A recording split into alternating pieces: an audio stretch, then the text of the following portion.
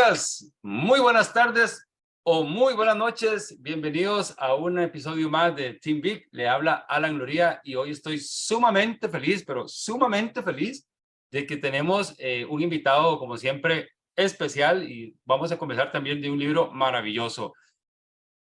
Hoy es de esos días que usted dice, bueno, lo vi, lo pensé, lo imaginé, y hace algún tiempo atrás me leí un libro que se llama Así persuaden los líderes, y resulta que ese libro me lo encontré en un estante de una librería en Guatemala, y yo decía, pero bueno, así persuaden los líderes. Entonces yo pues, me senté a verlo y analizar un poquito, y decía, qué interesante los criterios que expone el autor, y empecé a verlo y me lo traje, y ya lo leí, toda la historia, y bueno, genial, un libro genial. Y además me parece que es un tema que también tenemos de una u otra manera, el tema de la persuasión, pues quitarle un poquito un par de rayas ahí de intriga, y de que eso puede ser medio mal pensado, la persuasión y la manipulación y todo esto. Entonces, bueno, me di a la tarea de contactar al autor de este maravilloso libro y pues invitarlo a conversar en este espacio que ustedes saben muy bien, lo hacemos una vez al mes con la intención de compartir pues conocimiento, compartir con gente que habla de temas muy interesantes y bastante importantes para el desarrollo personal y profesional. Entonces, para mí es un placer tener hoy a una persona que de una u otra manera se ha hecho un gran camino, se ha hecho un nombre enorme en el tema de comunicación persuasiva. Él es Óscar Fernández, él nos está acompañando y nos va a acompañar desde Barcelona, España. Agradecerle desde ya pues el tiempo que está sacando. Él es el creador desde el 2010 de Interacción Humana, que es la página web que pueden visitar, interaccionhumana.com. También tiene un podcast que es muy interesante que se llama Créeme lo que te digo. Ahí yo les recomiendo que lo busquen en las diferentes plataformas para que le pongan atención. Lo hace de una forma muy amena, la narración es muy divertida. La verdad es que usted se mete en el rollo de lo que él está contando y aprende muchísimo. También tiene muchísima experiencia, es psicólogo de formación y da también pues clases en el posgrado de comunicación en la Universidad de Barcelona, y desde 1996, un poquito más, un poquito menos, se dedica a compartir con gente por medio de formaciones, talleres, charlas, todo esto. Aparentemente, dice don Oscar, y no tengo por qué no creerle, más de 16,000 personas. Digo aparentemente porque yo le aseguro que es más de 16,000 personas, porque esto va creciendo, este número siempre va creciendo, y yo me atrevería a decir que creo que está llegando como a las 20,000 personas ya desde 1996 que está compartiendo estos temas de comunicación tan importantes en el desarrollo personal y profesional de cada uno de nosotros. Entonces, pues redoblantes, porque don Óscar Fernández, le pido por favor que entre al escenario de Team Big y pues empecemos a hablar de este hijo suyo tan bonito y tan preciado. ¿Qué tal? Buenos días y buenas tardes para España. Muy buenos días, muy buenas tardes, Alan. Oye, después de la presentación que me has hecho, mejor me callo, porque a partir de ahora todo puede ir a peor, seguro. Lo dudo mucho. Muchas gracias de verdad, Óscar, por estar aquí con nosotros compartiendo, con la audiencia que nos está viendo en vivo y la que nos va a ver. Y hablando de este maravilloso niño que está por aquí, este hijo tuyo, Ujú. y creo que también lo tenés allá atrás. Y pues bienvenido a este espacio, y como conversamos previamente, esto es una conversación de amigos, y de aquí van a salir cosas. La producción no se hace responsable de lo que se diga por aquello, pero no, mentira. Pero vamos a conversar sobre esto tan interesante que es la persuasión. Tenés un currículo impresionante y le digo a la gente, vaya a interaccionhumana.com y termine de ver ese currículo porque Pu- he visto Punto que es, punto es, punto punto es. es, perdón, punto es, Si se van a .com, punto es. interaccionhumana.es, si se van a .com, irán a la página de un compañero colombiano que fue mucho más ágil y más rápido que yo y cogió el .com. En mi Ah, caso es interaccionhumana.es. ok, me corrijo, interaccionhumana.es. ¿Ok? Ahí tiene mucha información de Oscar y todo lo que está haciendo, pero el podcast me encantó ese podcast, ¿verdad? De verdad que muy ameno como lo haces, y muy puntual los temas, era muy útil. Ahí vamos a entrarle a ese tema ahorita para que nos contes más del podcast. Pero bueno, don Oscar de cariño, cuénteme, esta es la pregunta que siempre hacemos aquí. ¿Quién es o qué quiere contar para que la gente tenga un contexto de cómo llegó Oscar a hablar de estos temas tan interesantes? Oscar es un tipo que decidió estudiar psicología en su momento y que una vez que acabada la carrera, etcétera, se dio cuenta, como veis tampoco soy muy ágil mentalmente, muy rápido mentalmente, me di cuenta que la herramienta fundamental que tenemos los psicólogos es la palabra. No podemos recetar, afortunadamente no recetamos, digo afortunadamente porque recetar medicamentos para tratar determinadas cuestiones pues, es útil en determinadas ocasiones, pero también genera que las personas no entren en terapia. Nosotros no podemos hacer eso. El único recurso que tenemos es la palabra. Es que nosotros utilizamos la palabra para intentar sacar a la persona de donde están y llevarlas a otro sitio para estar mejor. Entonces, claro, valía mucho la pena comenzar a estudiar qué efecto tienen las palabras en las personas, qué efecto tiene cuando hablamos. A veces lo hacemos intencionadamente, a veces esos efectos son no intencionados, pero lo que sí que está claro es que nuestro lenguaje genera cambios en otras personas, siempre genera efecto en otras personas, y a mí me interesaba muchísimo cuáles son esos efectos, y más teniendo en cuenta que yo me dedicaba a algo que en principio pues no estaba previsto, y es dar formaciones. Si yo le explico a mi abuela que me gano la vida hablando en público, mi abuela no me cree, porque yo siempre he sido una persona muy tímida, siempre he sido una persona más bien reservada, y eso si yo le digo que yo me planto delante de gente a hablar, venga, en serio, dime, ¿a qué te dedicas? ¿No? Pues no, me dedico a eso. Desde hecho, como tú decías, desde el año 96 me dedico a dar formaciones para empresas, fundamentalmente para empresas, directivos, mandos intermedios, técnicos, también he hecho personal de base, y explicarles, pues eso, qué efectos tienen las relaciones humanas, qué efecto tiene la palabra dentro de las relaciones humanas. Entonces, fundamentalmente me dedico a eso, a explicar por donde me dejan cómo funcionamos las personas a nivel comunicativo, cómo funcionamos las personas a nivel relacional y cómo mejorar ese tipo de relaciones a través de nuestra comunicación. Y qué importante eso que mencionas, ¿verdad? Porque pues nosotros tenemos palabras y damos palabras todos los días en cada momento, y en este momento inclusive está pasando, pero no cuidamos nuestras palabras, y de esto se ha escrito mucho, desde El poder de las palabras de Robert Dills hasta libros más atrás, ¿verdad? Y han profundizado, y aún seguimos teniendo, desde mi criterio, ¿verdad? Y un poco la experiencia profesional, seguimos viendo que el principal problema en las organizaciones, por ejemplo, es el tema de la comunicación. O sea, un día me decía un señor, me dice, que es comunicación, y yo sí, indudablemente siempre, yo diría que siempre el eje central de toda relación es la comunicación. Y en este libro me parece muy interesante lo que vos planteas del tema de la persuasión, y me gustaría empezar por ahí para darle a la gente un poquito el contexto del libro. El libro está dividido en tres partes.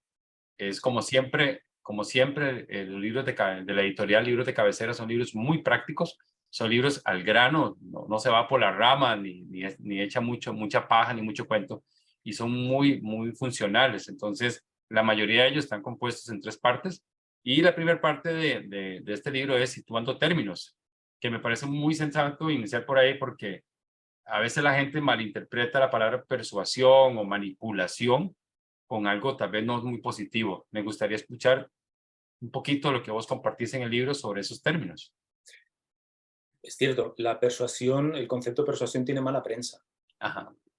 Ayer participaba en un podcast de un tocayo mío, de Oscar Feito, un podcast que tiene sobre marketing online, y hablamos precisamente de esta cuestión, hablamos de sesgos cognitivos, y hablamos precisamente de esa cuestión, ¿no? La persuasión tiene mala prensa porque la asociamos a manipular, la asociamos a engañar, asociamos persuadir a utilizar subterfugios o a utilizar trampas verbales para convencer a la gente, y en realidad no tiene por qué ser así. Sí que es verdad que cuando uno está manipulando, está persuadiendo, o al menos esa es su intención, pero no toda la persuasión es manipulación. Y yo cuando explico este tipo de cuestiones hago una diferencia muy clara, y es que persuadir significa convencer. Podríamos entrar en más matices, más detalles, pero por hacerlo sencillo, asimilamos la idea de persuadir a la idea de convencer. Nosotros queremos convencer fundamentalmente cuando nos comunicamos. Ahora bien, yo puedo convencerte a través de información fidedigna, información veraz, información que yo creo que es información pertinente, o puedo hacerlo a través de engaños, medias verdades, utilizando la manipulación emocional o la presión emocional, etcétera, etcétera. Si yo hago esto último, efectivamente estoy manipulando. Es decir, si yo utilizo mis armas a través de las mentiras, a través de las medias verdades, a través de la presión emocional, para convencerte de algo, te estoy manipulando. Pero también es verdad que yo puedo intentar convencerte a través de información que yo creo que es verdadera, a través de argumentos que yo creo que son eh, verdaderos. Por lo tanto, no te intento engañar. Eso también es persuasión y, de hecho, ese es el tipo de persuasión que yo intento transmitir o que yo intento trasladar. Ahora bien, también hago otra salvedad. Todos nosotros manipulamos, todos. No hay una persona en este mundo que no manipule, no existe. Las personas que nos estén viendo y que tengan hijos pequeños, aquellos hijos pequeños que no les guste comer verdura, por ejemplo, seguramente les han dicho algo así como: come verdura que te harás grande y te harás fuerte. Pues eso, la verdad, tú dejas a un niño en un rincón, le pones un poquito de agua, pobrecito mío, vuelves al mes siguiente y ha crecido, sin necesidad de comer verdura. Con lo cual, cuando le estamos diciendo que coma verdura para crecer, en realidad no es cierto, crecen igual. Crecerán menos sano, crecerán con una alimentación más desequilibrada, de acuerdo, pero no es cierto. Es decir, todos manipulamos. Cuando intentamos conseguir algo, que mi pareja por favor no me escuche en estos momentos, si queremos conseguir algo de nuestras parejas y decimos: oye cariño, verás, y tú la ves en un buen momento y tal, intentamos condicionarla emocionalmente para que nos diga que sí. Eso también es manipular. O sea, todos lo hacemos. ¿Dónde está el límite? Nuestra conciencia. No hay ninguno más. Y es verdad que cada uno tiene la que tiene. Y la frontera de esa conciencia, cuando la voz interior te dice: oye, no te pases, que por aquí ya te estás extralimitando, cada uno la tiene donde la tiene. Eso es verdad, eso es verdad. Ahora bien, quitemos el miedo a la idea de influir, a la idea de persuadir, porque necesitamos hacerlo. Simplemente porque nuestra voluntad a la hora de comunicarnos es esa. No nos comunicamos para trasladar información, nos comunicamos para que los demás estén de acuerdo con nosotros, que es lo que en el fondo queremos cada uno de nosotros. Eso que acabas de decir es totalmente cierto. Y me quedo con esta frase que la apunté, o esta pequeña definición que dice, persuadir es igual a convencer. Y a convencer con base a evidencia, datos, que bueno, que eso es algo muy, obviamente que es básico. En el libro hablas de razones, razones, razones. Hacer referencia a esa parte como un instrumento para poder convencer. Claro, yo hablo de que hay una gran diferencia entre opinar y razonar. Todo el mundo opinamos. Si yo digo que esta taza que estoy mostrando es una buena taza, no deja de ser una opinión. Si yo digo que esta taza es una buena taza porque está decorada con fotos o logotipos que a mí me gustan y es de un color que a mí me gusta, estoy dando una razón. Tú puedes no estar de acuerdo con esa razón. De hecho, puedes no estar de acuerdo con que la taza sea una buena taza, pero yo te estoy razonando el por qué pienso lo que pienso. Ujú, Esa es la diferencia entre un argumento y una opinión. ujú. Nos tenemos que acostumbrar a dar argumentos para apoyar lo que nosotros decimos. Es decir, tenemos que ir mucho más allá de las opiniones, porque está demostrado que cuando nosotros razonamos, primero nos ayuda a moblar nuestra cabeza, que no está mal, a organizar nuestro pensamiento, a pensar realmente el por qué digo lo que digo. Eso ya de por sí es una buena idea. Pero está demostrado también que cuando nosotros aportamos razones a nuestras opiniones, potenciamos el hecho de que estén de acuerdo con nosotros. Y eso lo diferenciamos de una opinión que simplemente es un punto de vista acerca de algo, ¿no? Claro. Entonces, por eso, disculpa, dime. Ajá. No, no, que entonces aquí me lleva al otro punto, que es real la realidad, que es otro punto de lo que desarrollas en el libro, ¿verdad? Claro, claro. Fíjate, si yo te quiero convencer de que está lloviendo, en realidad no tengo que argumentar. Simplemente pues nos asomamos a la ventana, bajamos a la calle y comprobamos si es cierto o no es cierto. Es decir, cuando yo intento demostrarte un hecho, aquí un hecho fáctico, un hecho, valga la redundancia, aquí no te tengo que convencer, simplemente te demuestro que eso es así. Es lo que hace la ciencia, o lo que intenta hacer la ciencia. La ciencia intenta demostrar a través de estadísticas, a través de matemáticas, los hechos que son ciertos. Pero ¿cuándo necesitamos argumentar? Necesitamos argumentar cuando en realidad necesitamos apoyar puntos de vista que son subjetivos. Y por definición, lógicamente, todos los puntos de vista son subjetivos. Si yo te digo que llueva es bueno, eso ya no es un hecho, es una opinión que yo, si quiero convencerte de ella, tendré que argumentarte por qué que llueva es bueno. Puedo hablar pues, de pues eso, la sequía, evita la sequía, lo que sea, da igual. Favorece el crecimiento de las plantas y lo que sea, da igual. Entonces, claro, cuando hablamos de realidad, desde ese punto de vista, cuando hablamos de realidad, cuando hablamos del punto de vista, ¿a qué realidad nos referimos? A la mía, claro. Hay un tema ahí de contexto, entonces. Absolutamente. Sí, claro. Hay un tema de subjetividad. El que yo pienso que esto es así, por esta razón, por esta razón, por esta razón, y de hecho, de eso es de lo que te intento comentar. Es decir, a pesar de que pueda parecer, a pesar de que en la práctica lo podamos hacer, yo no argumento contra alguien que piense que la Tierra es plana. Ujú, No, porque no, eso no es un punto de vista. Es un hecho que es redonda, ujú. que es una esfera, más o menos. Entonces, ahí no debiésemos entrar a argumentar. Otra cosa es que entremos, que no entremos, que intentemos convencer a alguien, a algún terraplanista de que la Tierra es plana. De acuerdo. Pero desde el punto de vista más práctico, yo ahí no debería entrar a argumentar. Yo entro a argumentar cuando lo que tenemos es un punto de vista discrepante acerca de algo. Cuando lo que se está jugando aquí es si tu punto de vista explica mejor el hecho o es el mío el que lo explica mejor. Ahí es donde yo tengo que argumentar. Entonces, para ver si te capté, deberíamos de no gastar energía argumentando básicamente lo obvio. Está lloviendo, no está lloviendo, no. Vaya, vea, Es fíjese por ahí, correcto. vaya, corra, vaya. Redonda, plana, vaya, caminen a todo a ver cómo le va. ¿Qué? Esa Sí. es una. Y sí deberíamos dedicar energía a argumentar cuando tal vez estamos en una disyuntiva de opiniones o de razones, llámalo como quiera, para ver hacia qué lado nos tomamos. Pero sobre lo obvio, déjelo fluir. Sí, desde el terreno más puramente teórico deberíamos hacer eso. En la práctica no lo hacemos tanto. No. De hecho, hay un tipo de argumento que es el argumento de autoridad, Ajá.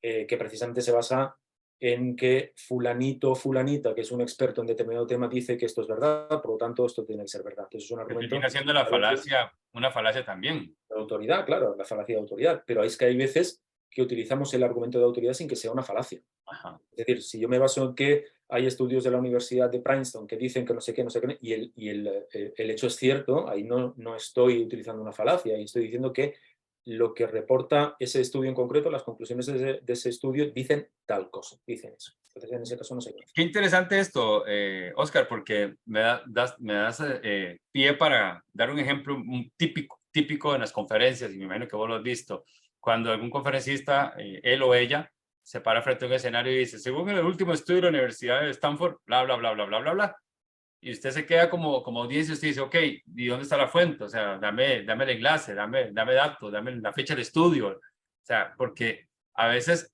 caemos en esa mala práctica, y me incluyo en algún momento, de darles peso a lo que estoy diciendo con una fuente que ni siquiera he podido confirmar. Entonces, ahí donde tal vez va por ahí ese ejemplo, ¿verdad? Qué importante es validar la fuente también. Claro, de hecho, yo, entre todas las cosas que hago, yo tengo un club de oratoria. Ajá. Con un compañero mío, pues tenemos un club donde una vez al mes reunimos un grupo de gente para que practiquen oratoria. Entonces, no, ¿Cuál es nosotros, la página web de ese club? Perdona, es que yo lo vi, pero no me acuerdo la web. sí, cluboratoria.com. Cluboratoria.com. Cluboratoria.com, genial. Es una membresía donde, pues eso, ahí nos juntamos, hay material de estudio y fundamentalmente nos juntamos para debatir. Bien. Es una membresía absolutamente práctica. Luego damos feedback del debate, etc. Entonces, eh, nosotros somos muy pesados diciéndole a la gente, a los participantes en el club, a las personas que están aprendiendo a debatir, que tienen sobre todo que validar las fuentes. Claro. Tú tienes que presentar tus evidencias.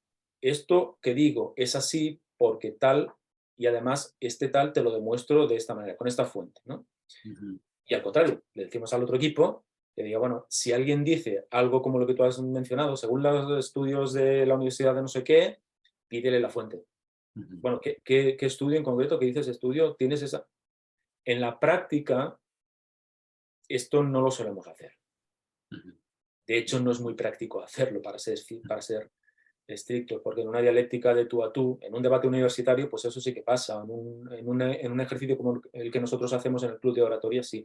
En el día a día eso es muy complicado. Ahora bien, sí que es verdad que cuando se utiliza como falacia, cuando alguien dice, bueno, todo el mundo sabe que, esto es así. Bueno, todo el mundo quiere. Esa es la falacia por generalidad, digamos. Eso es, eso es. Sí, Eso sí, es. Por esa es ejemplo, una que, uf, que esa es una que usamos, pero sin piedad, ¿verdad? Casi que todos los días para persuadir.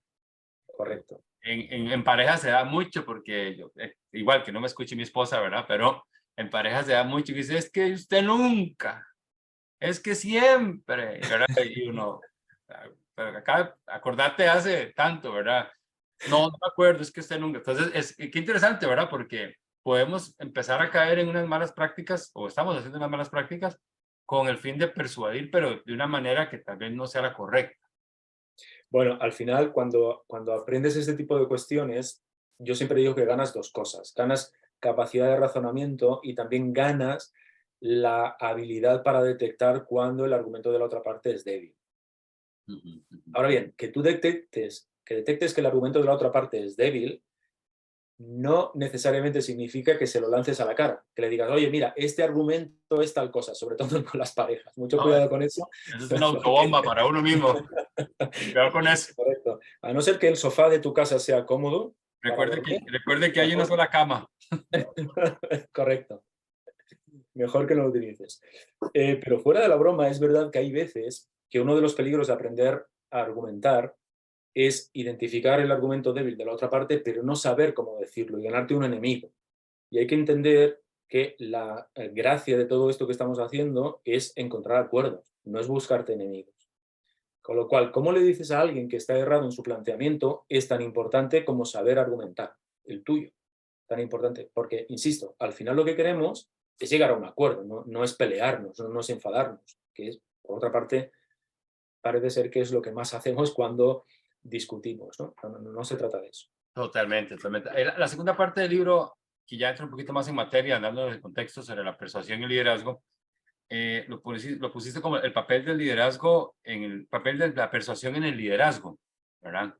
Siempre hemos escuchado de que los líderes tienen que saber comunicar y que tienen que saber pues vender las ideas de una manera u otra. ¿Cómo podríamos, Oscar, desde tu experiencia profesional, bueno, y también con lo que aportas en el libro, cómo podríamos, y insisto mucho en esto, porque a veces cuando uno habla la palabra persuasión desde un líder, a veces como que hay algo por detrás, mira, yo creo que me quiere manipular, me quiere llevar ahí, o qué tan importante para un líder es, aunque la pregunta podría sonar obvia, qué tan importante es para un líder aprender a persuadir, no solo desde el puesto, que lastimosamente es donde se hace muchas veces, sino desde el argumento. Para mí es indisoluble, es decir, no existen líderes que no persuadan. Ajá. No existe. Y ahora explicaré por qué. Fundamentalmente, hay dos maneras de conseguir que alguien haga algo.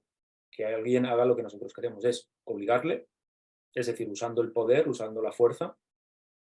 Yo soy tu jefe y por lo tanto, como soy tu jefe, tú haces lo que yo te digo. Eso es ejercer el poder. No digo que esté mal. Obviamente no he hecho como yo lo acabo de decir. Obviamente que no, ¿no? Pero no digo que esté mal. De hecho, cualquier organización empresarial es una organización jerárquica y eso significa que hay gente que manda y gente que obedece. Eso es así. Y no lo vamos a cambiar y seguramente no conviene cambiarlo. Ahora bien, cuando yo solo ejerzo el poder, cuando soy un mando, un jefe, una jefa, y solo ejerzo el poder, ese recorrido tiene un alcance corto. ¿Por qué? Porque el motor que hace moverse a la persona es mi empuje, es mi fuerza. Cuando yo desaparezco, esa persona se para. La motivación de esa persona es externa a ella. En cambio, ¿por qué para mí la persuasión va ligada indisolublemente al liderazgo? Porque un líder fundamentalmente hace tres cosas. Uno, tener una idea que sea una idea atractiva, que sea una idea atrayente, que sea una idea donde me genere el afán de logro, el afán de conseguirla. Dos, saberla comunicar a su gente, saber tener la destreza adecuada para comunicarla adecuadamente, para trasladar lo que el líder tiene en la cabeza a las cabezas de mi equipo. Y tres, ser capaz de motivarles para que me acompañen. Para que me acompañen. Ni los empujo ni tiro de ellos, para que quieran venir conmigo. Y recordemos que significa persuadir, significa convencer. Es decir, yo tengo que hacer que esas personas compren la idea que yo tengo en la cabeza y que, por lo tanto, como es una idea atractiva, como le encuentran beneficio, como le encuentran una finalidad, quieran acompañar. Entonces, por eso, un líder, fundamentalmente, una de sus funciones básicas, yo diría que casi la única, es convencer, influir. Y eso Ok. es lo que, al menos aquí en España, a pesar de que se ha avanzado muchísimo, todavía queda un largo recorrido para que los líderes o los jefes, por no hablar de líderes, lo entiendan. Ese recorrido llega hasta Costa Rica, da toda la vuelta al país y se devuelve. Aquí también pasa igual. Y creo que es algo muy, inclusive hasta global, podríamos llamar. Hay todavía una gran brecha ahí que cerrar. De hecho, John Maxwell, bien lo conoces, habla de esos 5 niveles de liderazgo y el primero es el de la posición y muchas veces operan desde ahí, ¿verdad? Sí, Y lamentablemente, cuando no hay recursos o cuando no se han generado los recursos necesarios, pues lo que saca a relucir es el nivel jerárquico para terminar de, entre comillas, persuadir a la persona. Pero ahí vamos evolucionando poco a poco, para eso estamos, para seguir evolucionando. Hay algo en el libro que me gustó mucho y que me parece muy interesante, tal vez que nos puedas ampliar sobre esos pilares de la persuasión que vos mencionas ahí en el libro. sí. ¿Cuáles son ese ABC? Me gustaría haber inventado a mí ese tipo de cuestión, pero lastimosamente un tal Aristóteles se me adelantó hace 2500 años y lo hizo antes que yo. Un tipo infinitamente con más talento que el mío. Aristóteles, y fíjate que estamos hablando de hace 2500 años. Y que estamos hablando de retórica también, ¿verdad? Estamos hablando de retórica, Ajá. estamos hablando de más de 2500 años en Grecia, y lo estamos trasladando al 2023. ¿Esto qué quiere decir? Pues que los pilares no cambien, porque la naturaleza humana no cambia. Los humanos hemos evolucionado a lo largo de miles de años. Eh, tenemos una base biológica muy estable, fruto de todos estos años de evolución. Así que la base fundamental de cómo nos comportamos no cambia. Y si cambia lo hace tan lento que 2500 años en ese sentido no es nada. Entonces Aristóteles decía que los pilares de la persuasión, las bases de la persuasión, las bases para poder persuadir a alguien eran tres. La primera era lo que ellos denominaban, o que él denominaba etos, que lo podíamos trasladar como autoridad. Pero la autoridad, no desde el punto de vista que hablábamos anteriormente, no la autoridad coercitiva, es decir, no el poder, sino el que te vean como alguien confiable, el que te vean como alguien que vale la pena, en el que te vean como un referente. Creo que lo hablaba desde la ética, ¿verdad? Él. Bueno, de hecho, ethos, Ajá. la derivada ética, es una palabra que se deriva de ahí. Ajá. Ellos lo definían como carácter. Como carácter. Ethos lo definían como carácter, tener carácter, ¿no? Pero nosotros, yo creo que una traducción más actualizada a nuestro contexto actual es lo que hoy llamamos marca personal, Ok. ni más ni menos.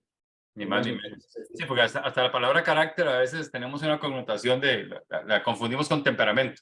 Eso es, Y eso no, es. pero es carácter.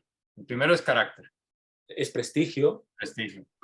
es pues ¿Quién es el fulano que me está hablando? Saber quién es el fulano que me está hablando. correcto. Y si es confiable, y si me puedo fiar Ajá. de ese fulano, ¿no? Es decir, si esa persona para mí merece la pena seguirla o no merece la pena seguirla, merece la pena hacerle caso o no merece la pena hacerle caso. Y esa es la base realmente de la persuasión. Yo no puedo persuadir a nadie si yo no soy un referente para esa persona, si no soy creíble para esa persona, si no soy confiable para esa persona.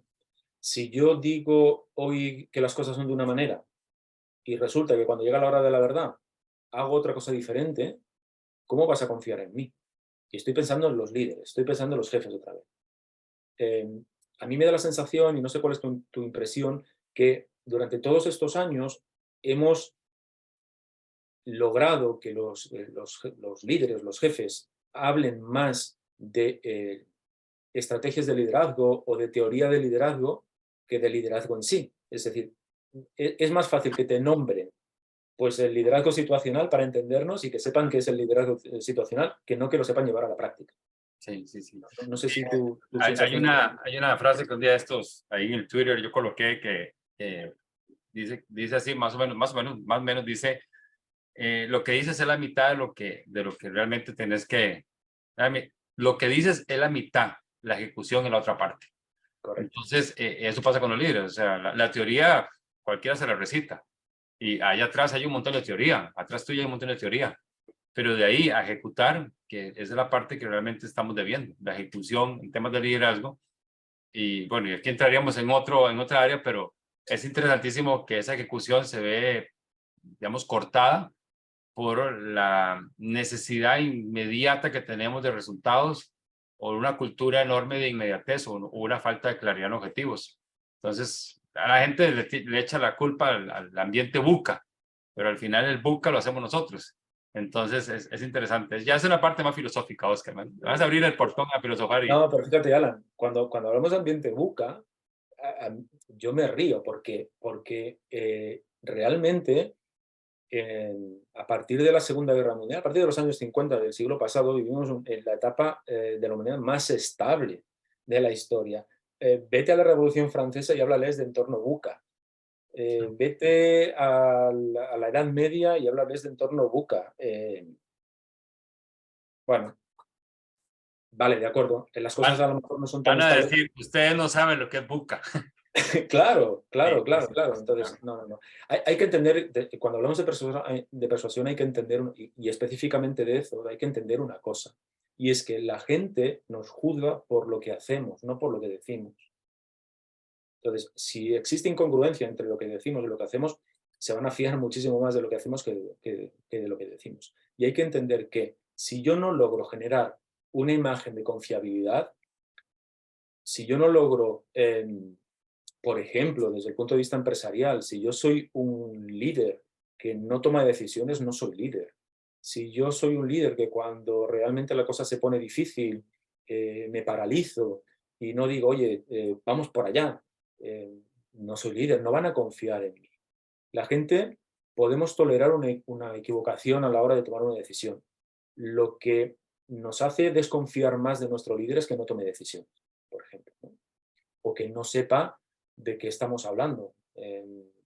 Yo no tengo que ser el máximo experto técnicamente del área que gestiono, pero tengo que saber de qué va. Entonces, si mi gente no ve que navego en ese sentido, no les voy a persuadir, no voy a ser creíble cuando les digo, oye chicos, hay que enfocarse hacia allá. Entonces, ese es el primer pilar. Inclusive, escuchándote, se me viene a la mente que inclusive uno puede persuadir con la vulnerabilidad. El verme vulnerable o el hacerme ver vulnerable o ser honesto con mi falta de conocimiento, con mi falta de experiencia, en esa parte genera una persuasión, genera un vínculo de más de confianza que me va a ayudar a obtener ese objetivo que yo quiero. Sí, señor. Estoy de acuerdo, absolutamente de acuerdo contigo. ¿Sí? La vulnerabilidad que los líderes no la saben manejar o les da miedo mostrarla, es una gran herramienta, ¿ves? Claro, es que te van a ver como una persona, en realidad. No somos infalibles. No somos infalibles. Lo que no Eso es vamos a correcto. tolerar, y esto a veces yo me lo he encontrado, tengo que decir que yo tengo bastante administración pública como cliente, y esto a veces pasa más en la administración pública por una razón muy sencilla, y es que se accede a los cargos de jefatura por oposición, no necesariamente por mérito práctico, entiendo, ¿no? Entonces, hay veces que te encuentras con determinados cargos que no toman decisiones, que entienden que esto del liderazgo democrático consiste en reunir a la gente y que entre todos decidamos qué se hace. Eso es nefasto, nefasto. Porque lo primero que hace la gente es preguntarte, oye, es que te pagan para eso. Te pagan, no quiero hacer tu trabajo, es que a ti te pagan para tomar decisiones. No, no, y que eso, Oscar, es muy interesante porque, ok, no es que se hace un autoritario y que vámonos por aquí. O sea, vos puedes reunir a la gente, ser humilde, recolectar opiniones y puntos de vista, pero al final la toma de decisión definitiva es tuya, ¿verdad? Correcto. Esto no es como Fuenteovejuna, ¿verdad? ¿Quién fue Fuenteovejuna? No. Eso tiene nombre y apellido, entonces hay que tener clara esa diferencia, ¿verdad? Correcto. Eso es. Eso es. Ese es el primer pilar, el ethos. Y córtame, Alan, porque ya ves que yo me embalo y comienzo a hablar y si no me paras, yo tiro millas. Para esto es el espacio. El segundo pilar es precisamente la capacidad argumentativa, tu capacidad de oratoria, tu capacidad para construir los mejores argumentos posibles para defender tu idea, tu capacidad para encontrar las mejores explicaciones para aquello que quieres sustentar, lo que los griegos llamaban logos, logos. Ahí es donde entra, como te digo, toda la capacidad persuasiva, perdón, toda la capacidad argumentativa que tenga la persona. Hay que aprender a argumentar, hay que aprender cuáles son los mejores argumentos para sustentar nuestras ideas, hay que saber cuáles son los elementos que componen un buen argumento. Todo eso forma parte del logos. Es decir, también es verdad, y nos pasa a todos, que cuando vemos a una persona que habla bien, es más convincente, independientemente de lo que diga. Y eso también es muy curioso, ¿no?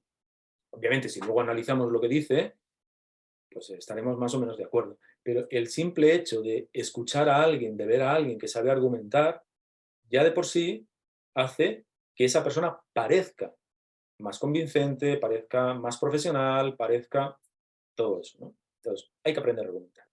Y más si le sumamos herramientas de ritmo, de volumen, de toda la parte ya más de técnica. Prosodia, ¿no? De técnica, eso es. Técnica, ya eso le pone más realce a lo que se está diciendo, ¿verdad? Eso Okay. es cuando yo hago... Perdón, Logos, es eso.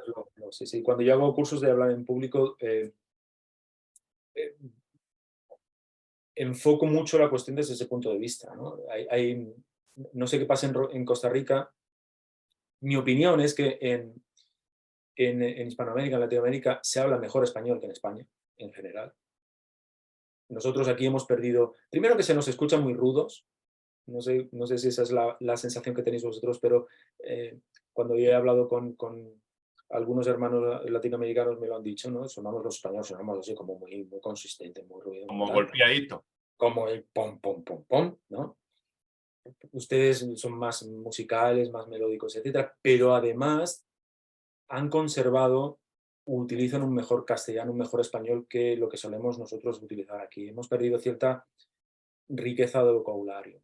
Entonces, por otro lado, a diferencia del mundo anglosajón, a nosotros no nos han enseñado tradicionalmente a hablar en público. De hecho, yo siempre digo que cuando nosotros íbamos a la escuela, salir a hablar delante de la gente era un castigo. Era, pues, Óscar, sal a la pizarra a leer la redacción y todo. Y, claro, yo hacía así para que no me...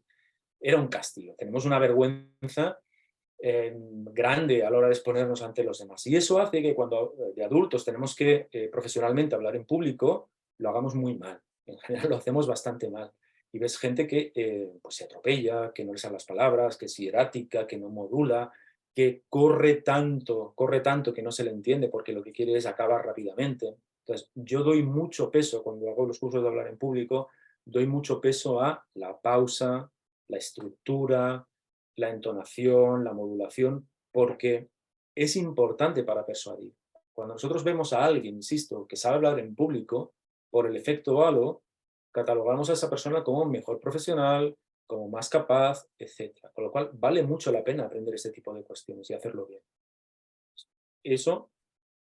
No, totalmente de acuerdo con vos, totalmente de acuerdo con vos. O sea, cuando alguien está hablando en público, y aquí yo siempre hago una aclaración, tal vez vos me puedes dar la razón, es que hablar en público no es estar frente a 10, 20, 30, 40,000 personas. O sea, yo hablo en público en la mesita de mi trabajo frente a mis dos compañeros. Ya más de dos es hablar en público. Y porque la gente se imagina de pronto, ¿verdad? Las butacas llenas, ¿verdad? El gran teatro lleno, pero es que lo hacemos todos los días. Entonces ahí hay una gran oportunidad para practicar esto que vos hablas, el ritmo, la modulación, los silencios, la pausa, todo esto son herramientas riquísimas para poder mejorar esa parte. Eso es. Y vamos al tercer pilar. Hemos dicho ethos, logos, nos queda el tercero que es el pathos. Las emociones. No puedo convencer a nadie, perdón, sí que lo puedo convencer, no puedo conseguir que nadie pase a la acción si no toco sus emociones.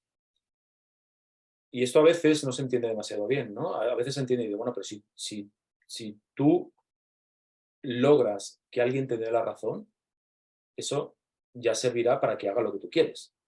Pues no, no es suficiente. Y siempre pongo el mismo ejemplo. Yo a veces en los cursos le digo a la gente, bueno, que levante la mano la persona que cree que el deporte es bueno para la salud. Entonces la gente, el 100% levanta la mano. Digo, perfecto, que mantengan la mano levantada aquellos que sí que hacen deporte. Creen que es bueno para la salud, pero no lo hacen. ¿Cuál es el ingrediente que falta? La emoción. Sin emoción no hay paso a la acción. Al final, si yo quiero convencer, a lo mejor únicamente con que esté de acuerdo conmigo ya me basta. Pero si lo que quiero es vender un producto, vender una idea, que mi equipo, porque tiene un momento sí de bajón, se revitalice y tenga más ímpetu a la hora de conseguir los objetivos. Necesito tocar las emociones. Y aquí pasa otra vez lo mismo, y es que la gente puede pensar, pero eso es manipular. Es decir, si tú me dices que tienes que tocar las emociones para conseguir que la gente haga cosas, estás manipulando. Yo le digo que no necesariamente. No necesariamente. Y hago la pausa aquí. Sí que es verdad que yo puedo utilizar el chantaje emocional y eso es manipular, cierto. Pero hay un gran terreno intermedio en el que no necesariamente es así. Entonces, desde el punto de vista de la empresa, si yo soy un líder, si yo soy un jefe, tengo que conocer cuáles son las necesidades de mi gente, de cada uno de ellos. Porque las necesidades las podemos englobar, pero Alan tendrá unas, Margarita tendrá otras, Ana tendrá otras, Óscar tendrá otras particulares y yo tengo que conocerlas. ¿Por qué? Porque voy a intentar jugar a favor de corriente. Si yo sé que una persona de mi equipo, su necesidad, por decirlo entre comillas, la necesidad, su anhelo es promocionar y para eso lo que quiere es embarcarse en proyectos nuevos, si yo lo sé, voy a jugar a favor de corriente. Cuando hay un proyecto nuevo lo voy a llamar, porque sé que eso le va a venir bien a esa persona. Eso es tocar las emociones. Las emociones beben de las necesidades de las personas y es lo que hace el marketing fundamentalmente. Sí, básicamente es que somos emociones y ahí viene el orden de la evolución de, ¿verdad? Del cerebro de nosotros y toda la historia. Y eso tiene mucho, mucho sentido. Voy a hacer una pausa aquí porque quiero saludar a Milagro Zumbado, que siempre está conectada. Dice, excelente explicación, dice Milagro Zumbado. Michelle nos acompaña desde Atlanta, Estados Unidos. Don Marvin también nos manda saludos. Y Milagro nos vuelve a comentar, el ejemplo y los hechos también es muy importante. O sea, que vos decías ahora, ser congruente, ¿verdad? De que vamos todos y yo voy de primero, pero vamos, vayan ustedes y ver qué pasa y me avisan, es donde a veces caemos en eso, en esos errores. Oscar, es interesantísimo todo esto de la persuasión y el liderazgo. Sin embargo, yo quería, a ver, verlo si lo podemos como plantear de una forma que la gente, a ver, ¿cuál es la ganancia primaria para mí como líder? Aparte de lo que ya has explicado, que estás genial, pero ¿cuál sería la ganancia primaria para mí como líder o como organización? Realmente entender cómo persuadir. ¿Cuál es la ganancia primaria de persuadir? De persuadir como líder. O sea, yo, ok, Como líder. cierto, okay, te compro el cuento, Alan, pero ¿por dónde empiezo? Tal vez, ¿por dónde empiezo a generar esa práctica? O sea, la buena práctica de la persuasión. Vale. Mira, la primera cuestión es, porque es verdad, puede pensar, bueno, ¿yo qué gano? ¿No? Si yo consigo que la gente haga lo que yo quiero, presionando o ejerciendo la coerción, o simplemente diciendo, yo soy el jefe y si no te despido, ¿por qué tengo que persuadir si es un camino que parece más largo y es un camino que parece mucho más complejo? Claro, es muy fácil, el compromiso de la gente. Mira, las personas decidimos embarcarnos en una empresa porque nos parece atractivo el proyecto, porque las condiciones que nos ofrece son buenas, porque es una promoción personal y nos vamos, en la mayoría de los casos, por nuestros jefes. Hay estudios que demuestran eso. Hablando de estudios y, bueno, ¿qué estudios? Hay estudios que demuestran que un porcentaje grande de abandonos de puesto de trabajo es porque no nos llevamos bien con nuestros jefes. Entonces, ¿qué ocurre? ¿Se van los buenos? No. Perdón, ¿se van los malos? No, se van los buenos. Porque los buenos trabajadores tienen más mercado. ¿Quién se queda? Se quedan los trabajadores que no son tan buenos. Se quedan los mediocres. Si yo no ejerzo un liderazgo adecuado, la gente se va a ir. Tarde o temprano se va a ir. En momentos de crisis eso no pasa, porque en momentos de crisis, cuando el mercado laboral está complejo, la gente se queda y aguanta. En cuanto pueden, se van. Y yo como líder, lo que quiero es tener el mejor equipo posible. Quiero tener la gente más comprometida posible. Y si yo no logro que que se suban al barco, eso es mucho más complicado. Recordemos que cuando yo ejerzo simplemente el poder, el estatus, el hecho de que soy jefe, la motivación es externa. Yo soy quien te empujo. Cuando yo me voy, la gente se para. La gracia del liderazgo es que generas motivación interna, implicación interna. No hace falta que yo te recuerde todos los días que tienes que trabajar y que tienes que conseguir objetivos, porque tú ya te lo crees. Lógicamente habrá altibajos, lógicamente, pero ya te lo crees. Es todo un arte, en realidad el liderazgo es todo un arte y algo muy interesante que yo siempre lo he definido así, es una construcción diaria. Eh, yo en algunas oportunidades comparto con la gente, yo digo a la gente, las relaciones interpersonales, desde mi experiencia y mi criterio, todos los días empiezan desde cero. Yo hoy con vos a las 5 de la tarde, compañeros de trabajo, podemos estar tomándonos un café, una cerveza, cantando un mariachi y todo súper bien. Pero mañana volvemos a empezar desde cero en la construcción de esa relación. Entonces, yo creo que el líder tiene que entender eso, o sea, no solo porque yo estoy aquí y en el sector público pasa mucho, yo trabajé directamente con el sector público y pasa mucho que los puestos de liderazgo están asignados por un tema de antigüedad y un tema de títulos, no por un tema de capacidades de liderazgo. Y te puedo hacer desde mi experiencia, el 80% de los puestos de jefaturas no son líderes, son jefaturas. ¿Verdad? Y no sé si ese promedio se mantendrá en España, pero cuesta mucho ver, digo, no, pues que ese se salió del saco, ¿verdad? Pero sí, el liderazgo es una práctica de construcción diaria.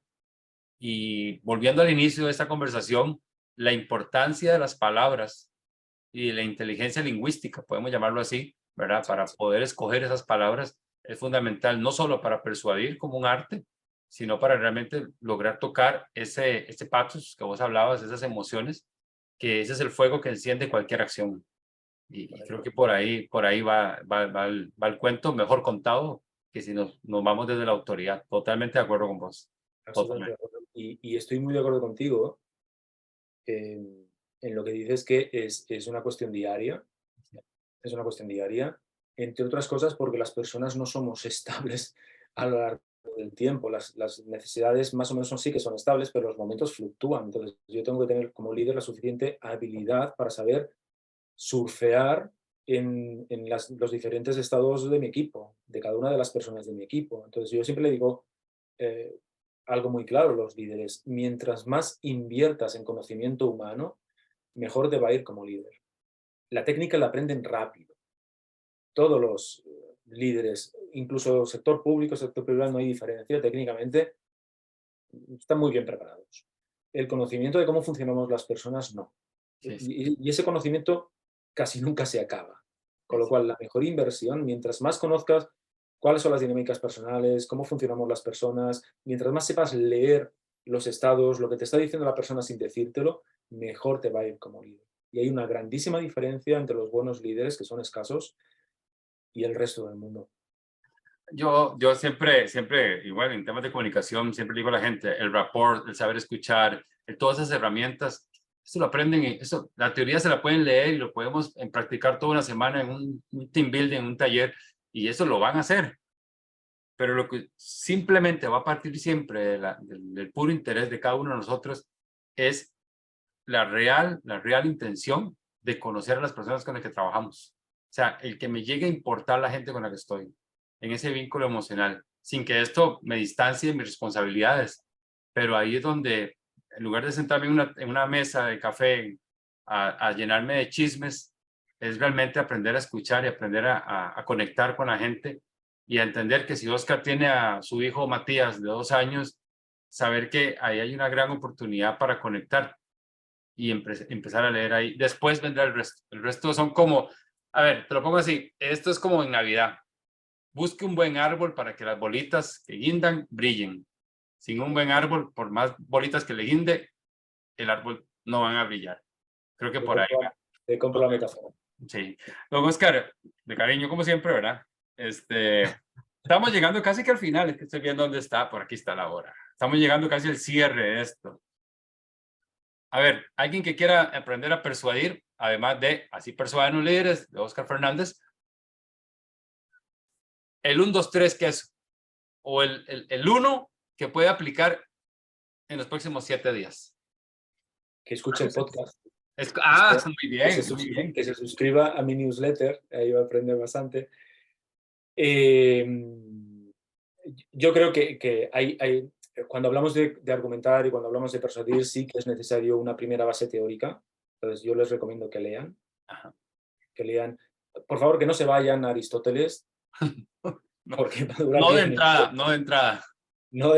No de entrada, pero hay otros libros que son muy amenos.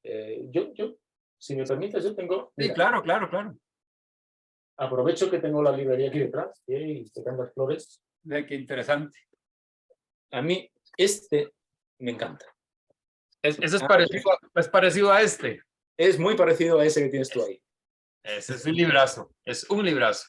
Es un libro que nadie se asuste por el grosor porque Jay Heinrich tiene la habilidad de explicar lo mismo que explica Aristóteles, pero de una manera muy ágil, muy dinámica. No sé si estás de acuerdo conmigo, Alan. Sí. Pero es un libro relativamente fácil. No es una novela, es decir, no es un libro que tengas que comenzar por la página número 1 y acabar por la 400 y pico.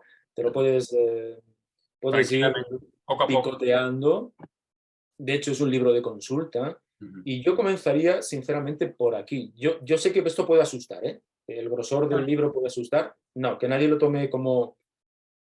Yo lo que digo a la gente, esto no es una carrera, leer no es una carrera. Correcto. Y si realmente estás interesado en este tipo de cuestiones, este libro te va a interesar. Y comenzaría por aquí, no avasallaría... Mira, buena parte de la librería que tienes detrás mío son libros de retórica, son libros de argumentación, son libros de persuasión. Hay muchísima bibliografía, pero si quieres un manual para comenzar a picotear y a entender qué significa esto de argumentar con las palabras y de convencer por las palabras, gracias por discutir, es una buena manera. Sí. Hay un par de referencias ahí también que son bastante buenas. Bueno, compatriotas tuyos. Julián Reyes con ¿cómo se llama el de Julián? Habla como un líder, de Julián Reyes. Es un librito, este librito, Habla como un líder, de Julián Reyes. Él también tiene bastante base. Y de libros de cabecera también, hablar en público en 4 pasos. También es un libro que tiene tres autores muy buena gente. Igual creo que uno de ellos es vecino tuyo en Barcelona. Sí, hay varios compañeros de editorial que están ahí en Barcelona. Pero bueno, y obviamente el tuyo, ¿verdad? Que es un libro bastante bueno ya directamente en persuasión. Oscar, muchísimas gracias. Muchísimas gracias por tu tiempo, por compartir. Y bueno, esta es tu casa. Ahí ya veo que tenemos mucho por donde conversar. ¿Sí?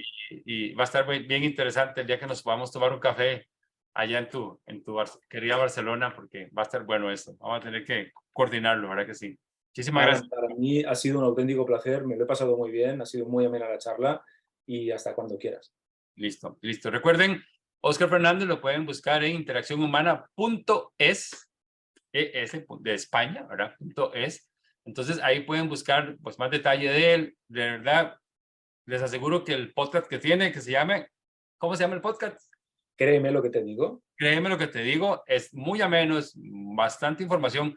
Habla mucho, que de hecho en este libro está, pero obviamente por el formato no podemos profundizar, del tema de argumentación. De verdad, si quieren aprender el tema de argumentación, el tema de falacias, todo esto, vayan ahí. Oscar tiene muchísimo contenido muy bueno y les puede ayudar muchísimo a terminar de formarse en esto. Igual, buscan toda la información de él. Oscar, ¿redes sociales? Me puedes encontrar en LinkedIn, Oscar Fernández Orellana, y fundamentalmente es la red que más utilizo.